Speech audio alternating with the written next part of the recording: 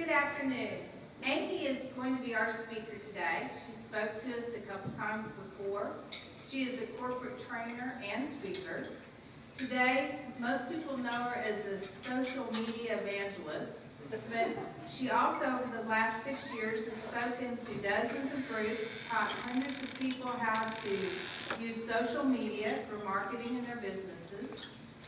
And for 35 years, she's been in marketing. Her background includes 15 years as a system engineer at IBM, which is where we met, and we were discussing that we've known each other over 25 years, which is pretty amazing since I haven't been in Shreveport much longer than that. Amy has lived most of her life in Louisiana. She has two 20-something-year-old children and a most understanding husband. So, without further ado, Amy is going to talk to us on Your Mom Was Right, the Power of Being Nice.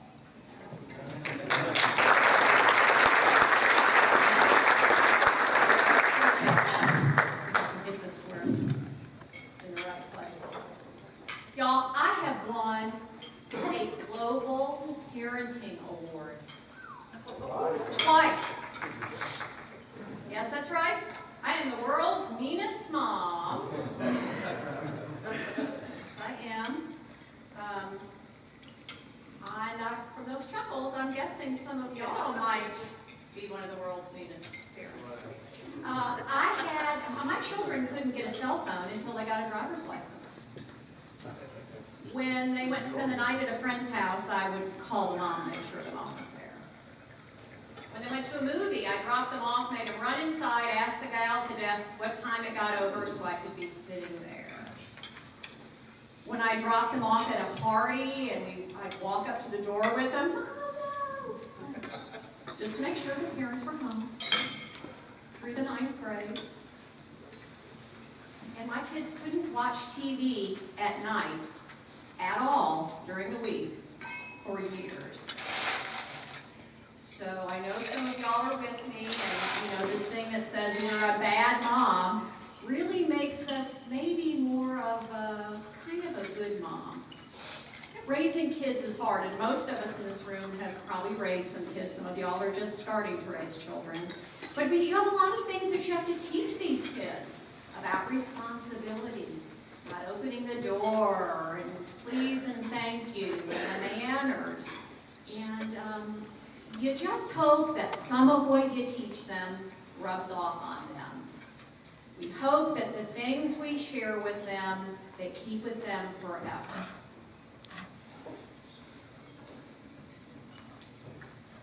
This is my mom. I see her every morning when I look in the mirror. What are you doing here? This is her engagement picture back in the 40s. And I'm pleased that we favor each other. I lost her a few years ago. But the things that she taught me have stayed with me forever. I want to share with you one of those things. Back when I was growing up, I don't know if it was a record or a book, but it was Bambi, right? And one of the characters in Bambi is Thumper. Now, who is Thumper?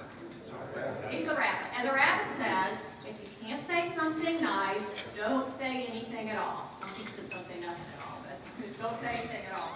And that really stuck with me. And my mother would, of course, always follow that up with some kind of a personal mom commentary about being nice. And this was, literally went into the conversation day after day, week after week. And so it has stuck with me. And I have really embraced that, I guess, as one of my mantras in my life. And so what she taught me did stick with me forever. It goes along with don't gossip. And that was a really hard concept when I was raising kids. The whole don't gossip thing, because I was always afraid that I was the only parent that was teaching their children that. I have a daughter, and I don't know that it's really just daughters, but daughters seem to take it a little bit differently. I had to soothe those feelings all the time. Oh, I'm sure she still likes you. I'm sure they don't hate you. I'm sure she wasn't saying anything ugly about you. But so people, tend to gossip a lot. And I'm sure, and you have to soothe some feelings around the campfire, and maybe it's your spouse you have to soothe those feelings for. It's something that we don't want to leave just at home or in our personal lives. This whole being nice and the gossiping thing, that goes with us to work too. And while we all knew and embraced and did these things as we were growing up, things have kind of, taken a back seat sometimes. And I don't know if it's the media's fault or if it's, where it comes from, Britney Spears and showing her belly button. I don't know where it started. But some of this stuff has kind of fallen by the wayside. And so one of the things that I learned growing up in business, I worked for IBM, and one of their big tenets was, don't disparage the competition. And I was right out of school. I didn't even know what that was. I mean, what does disparage mean? So what does disparage mean? Don't talk bad about it. And I looked it up in the dictionary. It says to speak in a disrespectful way or belittle them. And to me, it's kind of like lose the negativity, folks. There's plenty of business for everyone, right? It's the abundance mindset. Well, that kind of sounds a lot like what Little Thumper said, doesn't it? Be nice. So IBM built trust relationships very well. We were asking people to spend, well, back then might have been, hundreds of thousands, but certainly tens of thousands and maybe hundreds of thousands of dollars with us. And you have to, as part of trust, being nice and earning someone's respect is all part of that. Else they're not going to be inclined to do business with you. I have an incident I'd like to relay to you.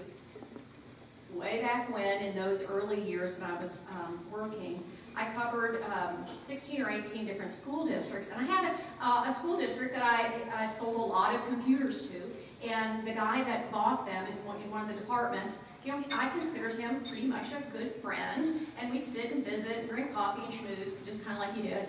And however, the business manager in this office, he was kind of an Apple guy. And there was always that, Apple versus IBM. Of course, we weren't disparaging, we couldn't say anything ugly about them. And but I was talking to my friend in the account, and I said, this guy over here, he doesn't like me. And he doesn't like my products, and that kind of scares me when I have to go in and talk to him about my purchase orders. Well, I just sort of dismissed it. And then, lo and behold, when about a month later, whenever it was, next time I was out there, the business manager kind of like pulled me aside and said, "Hey, I heard what you said about me." Oh, yikes. So it was a hard lesson to learn, and it certainly didn't make my relationship with him any better. But from that day forward, I promise, there was never any of that kind of activity going on. That may just be sort of like a small incident that happened, but it stuck with me forever. So that's a good rule of thumb, Thank you, welcome to the community. Glad to have you. It wasn't in your district, by the way. So it can come back to bite you. Jamie, y'all have a similar story where you might have opened your mouth a little bit more than you should have? Or someone that might have happened to? Yeah, I think we've all had experience with that. Or that's the kind of stuff that we talk about at the dinner table. In my house, growing up, it was, you sat there and you talked about how was your day, honey, and what did you do in school today? And then there was the inevitable thing. My dad would say, well, I don't know, let's go look at that up in the World Book Encyclopedia, right? And you had the little green and white World Book Encyclopedia, and you go turn to M or whatever it was. So, well, it's expected that you don't talk about your coworkers either, and that can be wildly detrimental to your business. So we have to take a look at what's going on in our office. What is the office culture nowadays? And it's interesting that I'm here saying that today because I was just visiting with David Speck, who puts out Biz Monthly, and I think a lot of y'all are familiar with that little publication here in town. And his February issue is all about office culture. So I encourage you to pick up the next copy of Biz Monthly and read through it. They're doing a focal on Moonbot, their office culture. So those are all pieces of the puzzle. It's all pieces of the brand. How do people perceive us as a business? How do people perceive us as individuals? And so we have to sometimes we kind of have to work at that. Okay, think about the show The Office. It is hysterically funny, but it hurts my stomach to watch it. I cringe because you just know, here's the big setup, and you know the guy's going to open his mouth and just something horrible is going to come out, and everybody's just going to be embarrassed. So what is it about, what is it about that? How would those people feel? How would you be feeling? How are those characters feeling when they hear themselves being talked about when they're in the coffee shop? And how do we feel? Oh, we're mad, we're embarrassed, we're vengeful. And what happens, like on The Office, what happens? Well, someone's gonna retaliate. Someone's gonna get back at somebody. And that's really not a very good office culture or office environment to deal with. One of my friends had talked about the golden rule, and it's like, treat people like you would want to be treated, right? Well, let's think about the platinum rule. Let's treat people like they would want to be treated. I kind of like that version of that. So all of our moms taught us it's easier to catch flies with honey, right? So again, it's going back to that thing we learned. Let me tell you a story. During the holidays, I was on the phone with AT&T. I have 4 landlines coming into my house. Well, shortly thereafter, it went down to 3. My husband had 2 landlines coming into his office, and I had the other 2. My husband and I both work from home. My son, one of the 20-somethings, is living with me again, and he works from home, so we have a lot of phones coming in. So our phone bill to AT&T is very large. We have a lot of that. So I was on the phone trying to figure out how could I save a few dollars and maybe cut out the house line, maybe get rid of my office line, but that phone number's printed on 1,000 business cards, and what do I need to do here? And so I was not getting very far with Peggy from the Philippines and from Mike in India, and so you just kind of keep passed on, and when you say something like they don't get it, they're like, oh, hold please, and the next thing you know, someone else picks up the phone. So I got to Centria in Atlanta. Hallelujah, she spoke English, and so Centria was fantastic. She was so incredibly nice. She went way over and above what she could have been doing. Basically I said, I need a way to save money. That means I'm going to pay you less money. Can you help me pay you less money? And she really was fantastic. Unfortunately, 30 minutes into the call, the line dropped. Hello, your phone company? And I was in a panic because we were just ironing out the details, and she'd been checking on stuff, and I didn't want to have to go through this story multiple more times. So in my panic, I thought, she's going to call me back, right? Isn't she going to call me back? Well, 20 minutes passed, 30 minutes passed. In the meantime, technology person that I am, I get on my computer and I'm tweeting to AT&T customer care. Help, I'm very frustrated. Was talking to a person in Atlanta and got disconnected. I need to talk to that same person. Well, lo and behold, it was probably about 30 or 40 minutes after I'd been dropped, she called me back. Oh, we're all like, what?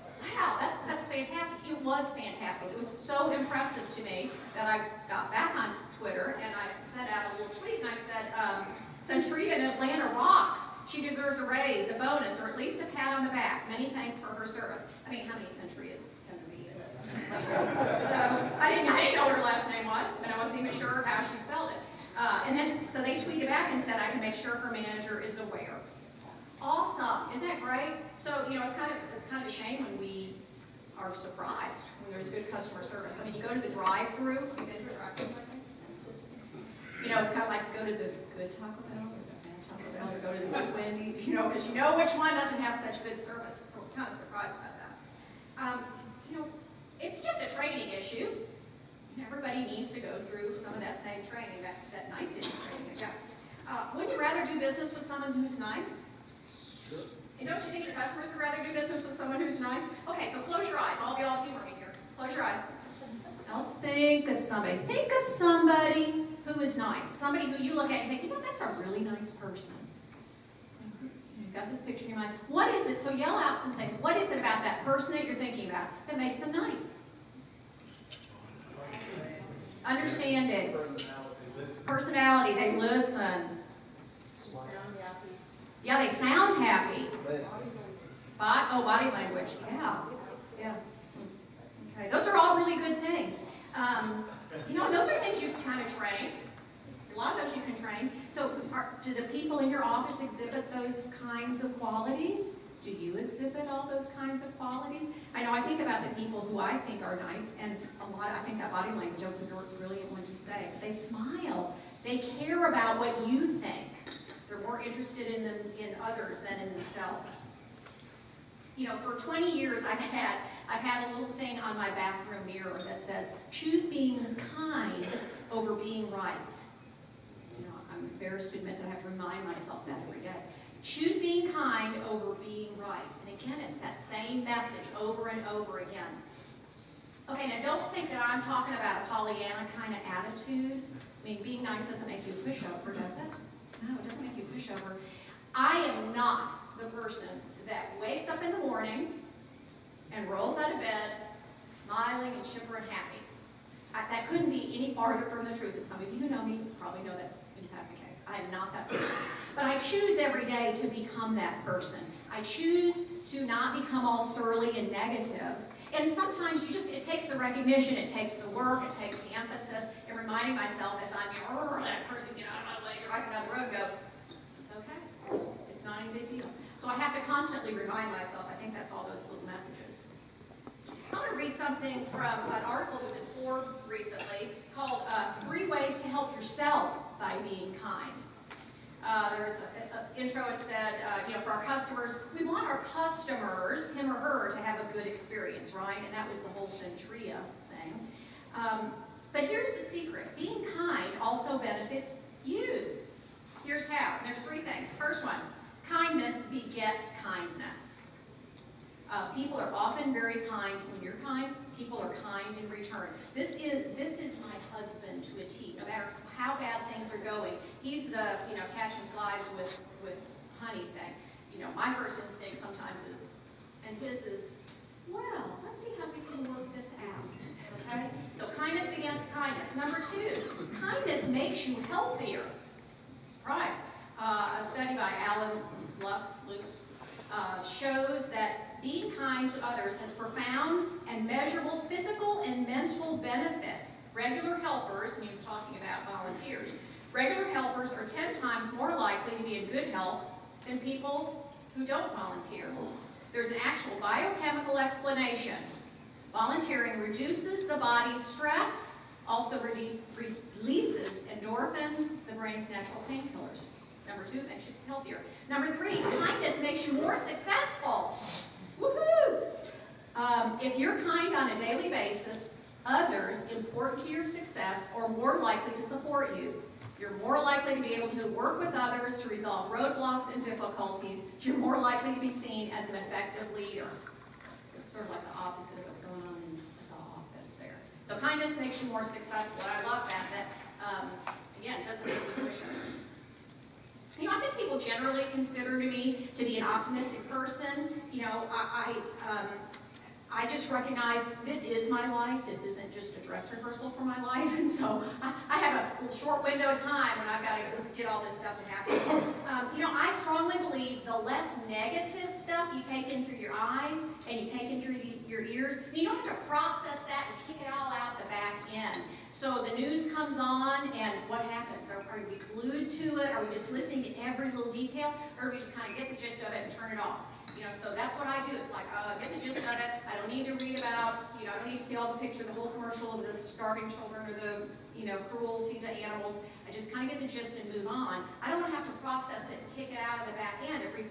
It shows up in my life in these negative ways. I don't repeat sad stories. How many times you walk into an office and the water cooler thing is like, oh gosh, did you hear about the and it goes on, and then you go back to your desk and you wonder why you can't get anything done. It's like, oh gosh. And I don't talk about sickness. What happens when you do that? Oh my gosh. I think I got that too.